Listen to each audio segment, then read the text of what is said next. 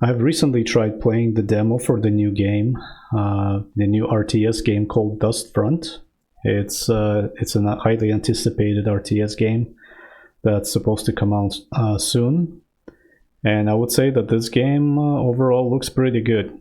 I had really good experiences playing this game for a short time. I played a few hours of this, so the demo was actually very eye-opening. It helped you experience the game in many good ways. One of the things that stands out the most about the game is just the way it looks. It's very dark. There's not a whole lot of color to it, so it kind of creates this atmosphere of gloom, of kind of a very industrial, futuristic, kind of almost like apocalyptic world where you're fighting with what looks to be like a Terran base, if that's one of the races in this game, and you're fighting on this planet. You try to create these machines, these massive units, try to generate power, create the army, and then kind of move around and destroy the enemies. So the atmosphere in this game is kind of different. It's very unique. It's very dark, like I said, which is okay, which is good.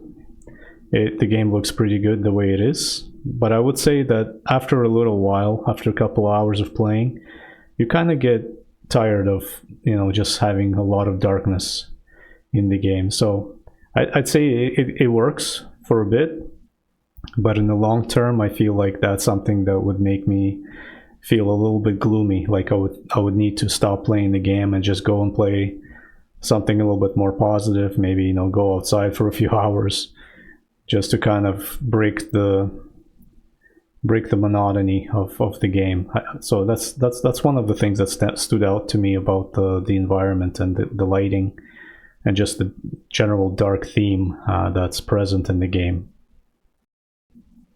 From what I understand, without having done any research, is that this was done by a really small group of people, if that.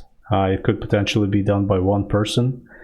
And if that is true, then this is very impressive, because the game looks generally pretty good. It's not the most ideal, the most perfect game ever, but it looks good enough for somebody like me to play this game.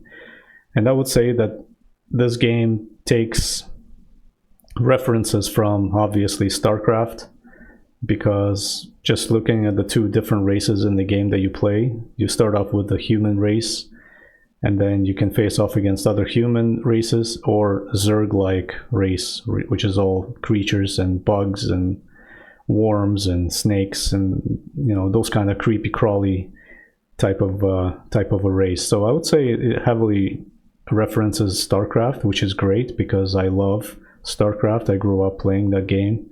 I played that game for many years, and I'm okay with that as long as it remains kind of unique and they don't completely copy that game altogether. But it's nice that they kind of base the game theme around that. So for now, for me, it kind of works. So my impressions of this game are positive. I had a really good experience playing the demo. Even though it's a demo, I have enough to play with. I can replay that demo multiple times and still find hours of gameplay, which is fantastic. So in terms of that, it's really good. They nailed that part. The only things that stand out is, what is the future? What are we supposed to expect? Is there going to be a single player campaign? Is there going to be online battles? Will you be playing, other players, kind of like StarCraft style? So we're going to have to wait and see exactly what happens with that. But my impressions of this game are so far so good. I would say this game shouldn't cost more than $30 for me to be able to buy it and play it. If it's anything above that, I'd say it would be way too overpriced. To be honest, I think the ideal price range for this kind of game for me to buy would have to be around $20.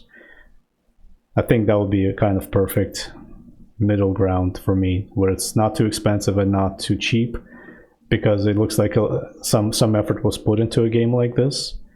and the mechanics are good, but in terms of longevity, in terms of playing this game for a long time and enjoying it, it has to be seen to be determined. But if it's a $20 game, I could potentially pick it up and play once it comes out.